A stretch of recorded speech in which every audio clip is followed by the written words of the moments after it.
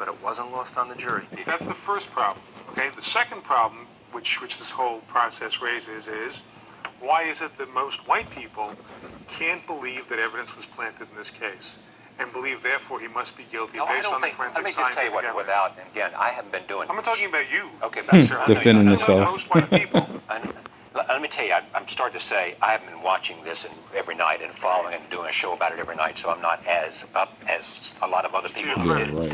However, I think the perception is that a lot of people believe that, that notwithstanding the contamination and whatever took place, and which might have been a big reason to create reasonable doubt, that Mr. Simpson still committed the crime.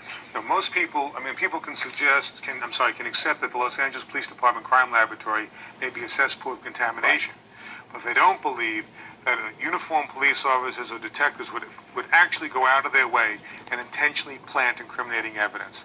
They don't accept that. It's so foreign to their experience, to their consciousness, that they just don't accept it. And here's the problem. You had in the Rodney King video, if Rodney King had gone to the police and said, or to the U.S. Attorney and said, I was beaten viciously by these 4 police officers for no reason, no one believed him. He presents a videotape. Now they believe him. But that's the way the LAPD did business after that? No, it didn't.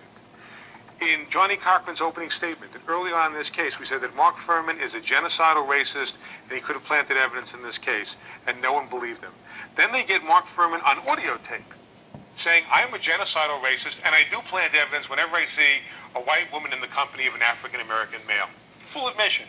Then they say, yep, Mark Furman had done it in the past. That's how most white people respond. He's a vicious, terrible human being. He probably did that in the past. That doesn't mean he did it in this case.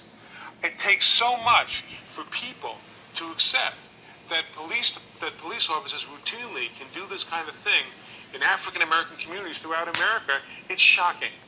That kind of disparity in consciousness and experience. So the LA is so Police upsetting. Department, in at least 2 examples, set out to contaminate evidence and set out to make sure that O.J. Simpson was convicted. Let me finish the question. Was convicted of these 2 crimes. That's the point you're making. You have to understand how the evolution. But isn't that what Peter was saying? That's what I heard him say. Yes, but the evolution of it is there was a conspiracy. You're oversimplifying.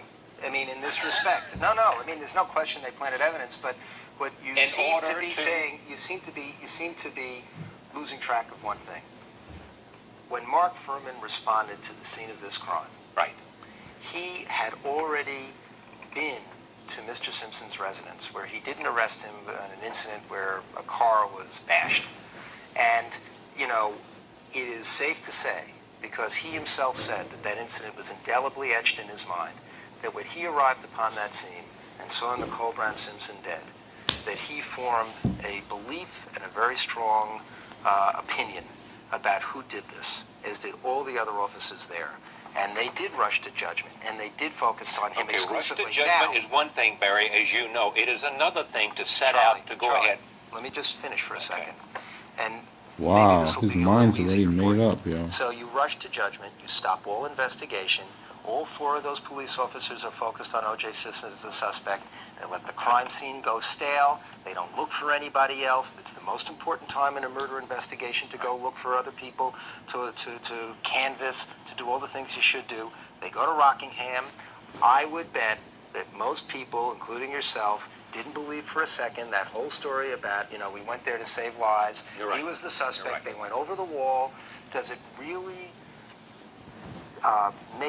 is it really so hard for you to believe that he would throw the glove down there in an effort to get a search warrant, which they lied to get in the first place, that they went into the car, that they began focusing on him when they heard that he was out of town, that they began focusing the investigation? And one thing you have to understand, police will go after somebody, as Furman said himself in the tapes. When we find a bad guy, we start trying a way to make a case. And all of a sudden, you get locked in to that, and you have to start improving the evidence. He flies back from Chicago the next morning. They immediately handcuff him. They are involved in this. They are, all of a sudden, there's no way out. Charlie,